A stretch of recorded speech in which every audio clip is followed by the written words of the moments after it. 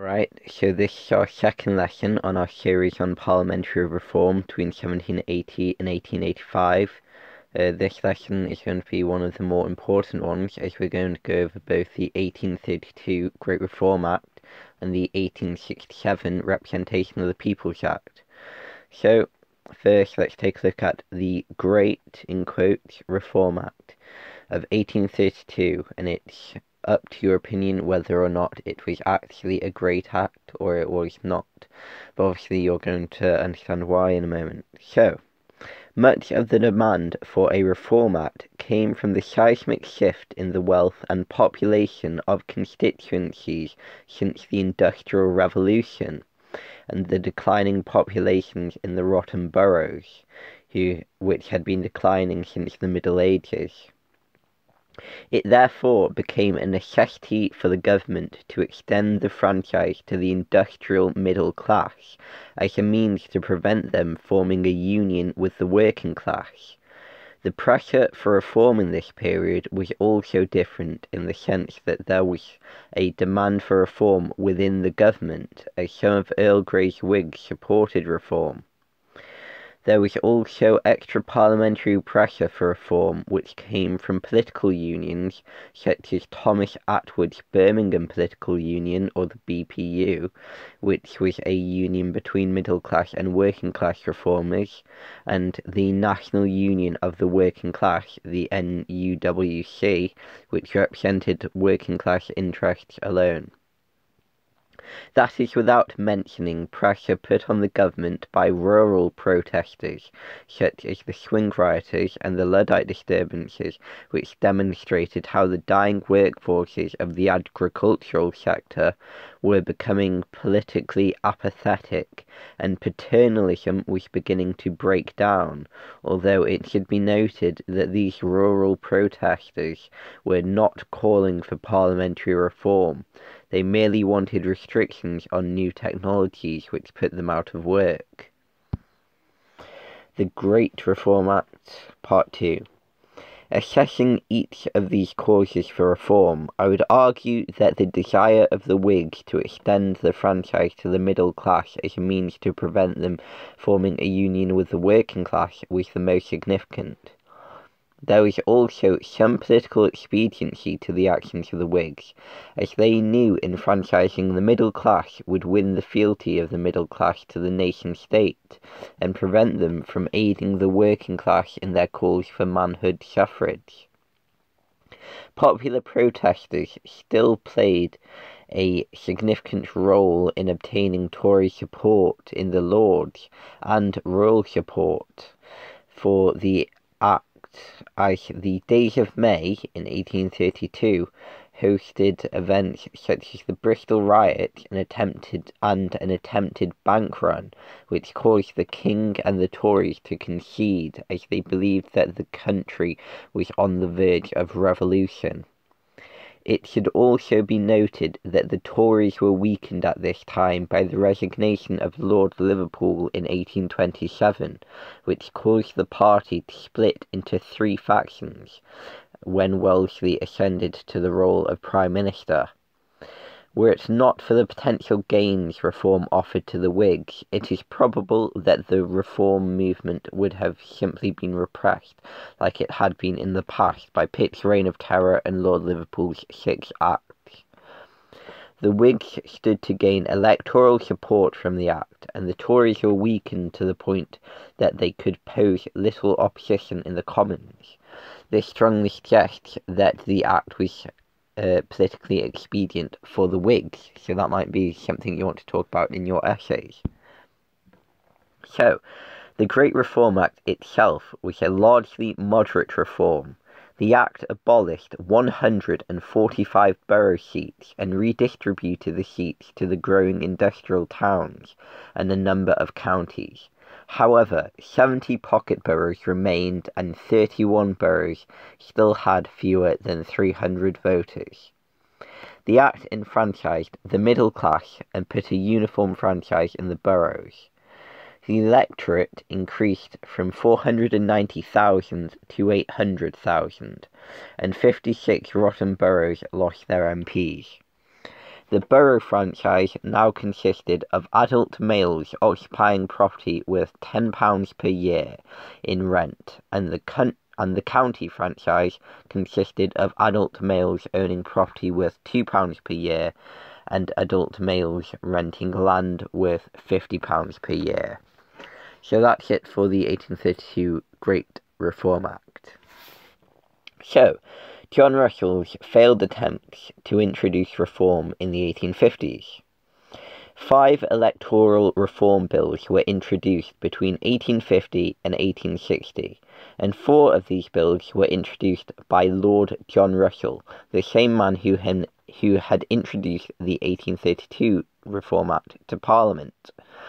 These bills were introduced in the years 1851, 1852, 1853, and 1860, and he introduced these bills because he believed it was necessary to extend the franchise to the respectable working class as a means to permanently prevent a resurgence in popular radicalism. Russell had been against further reform in 1837, earning him the name Finality Jack, but in 1851 he changed his mind. Disraeli was also motivated for further reform in 1859 as a matter of political expediency for the Conservatives, due to the fact that he aimed to equalise the county and borough franchises, compelling voters living in urban constituencies to vote in their borough, thus preserving rural conservatism. Reform failed to pass in this period because there was no general impetus amongst politicians to get it done, due to the fact that extra parliamentary pressure had evaporated since the fizzling out of Chartism in the early 1850s due to the economic recovery. Well, supposedly there is debate, like I went over in the lesson on the Kennington Common fiasco, as to whether or not Chartism did actually fizzle out due to economic recovery. Many politicians were also too distracted by the events such as the Crimean War, so obviously they were focused on that instead of domestic issues. So, the Property Qualification Act of 1858. The Property Qualification Act of 1858 abolished the property qualification for MPs, so they no longer needed to own property worth £600 to stand for election. This act was a continuation of the amendments made to the 1711 Qualifications Act in 1838, which permitted the £600 qualification to include income as well as landed property. Therefore, the Act can be regarded to have been passed as a matter of political principle, but it should be noted that the Act did little to impact the types of people running for election, as there was still no salary for MPs, so working class and middle class Britons could not afford to be an MP. So, now this is the second main Reform Act of the period, the 1867 Representation of the People's Act. There are a myriad of reasons why reform became more feasible following the 1865 general election, namely the death of Lord Palmerston, whom had staunchly opposed reform.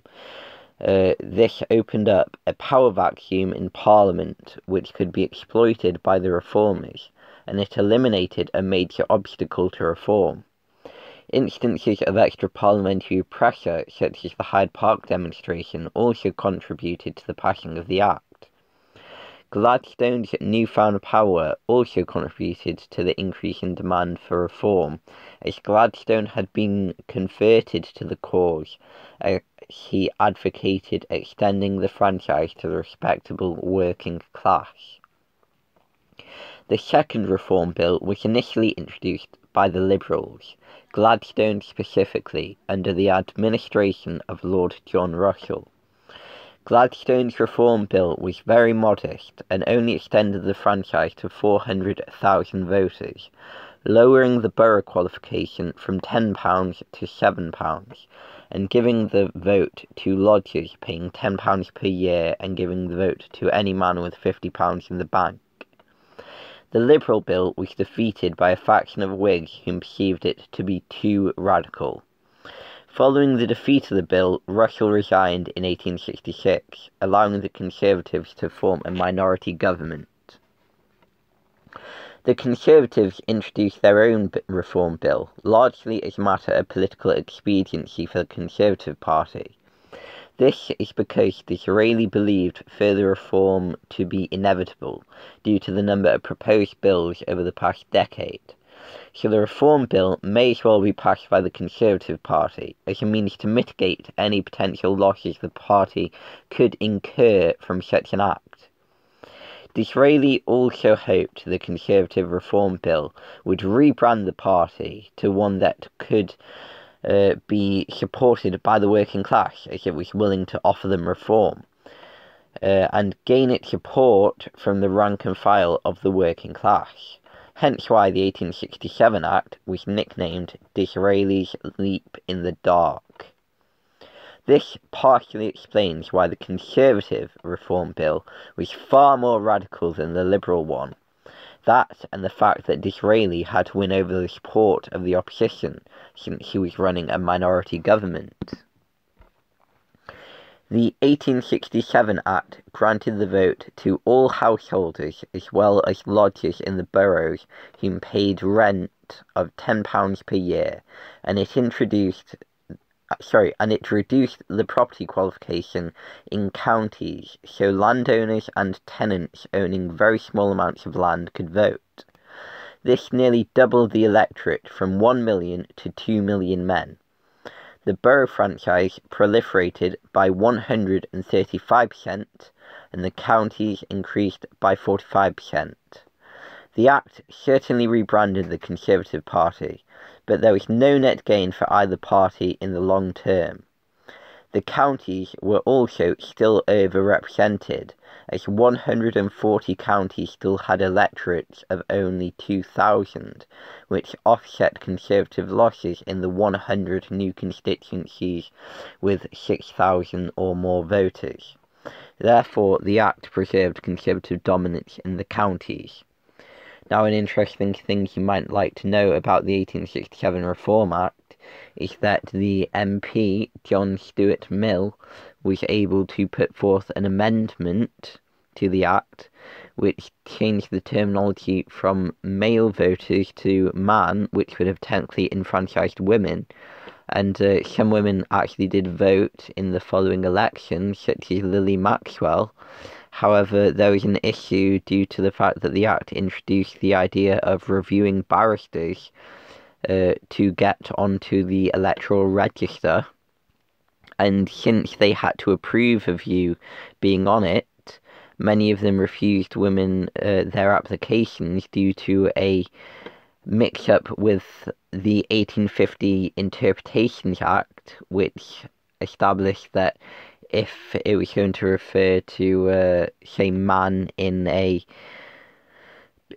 biblical sense where it refers to mankind as a whole, for some reason that would also accidentally enfranchise barnyard animals due to a part of the Interpretation Act, which is why women didn't get the vote, although the suffrage societies and John Stuart Mill actually technically got it in statute, and a lot of the MPs that were voting for that amendment and allowed it knew what it would do. It was just a complication afterwards that kept it until 1914 and 1928. But you don't really need to know that for this course.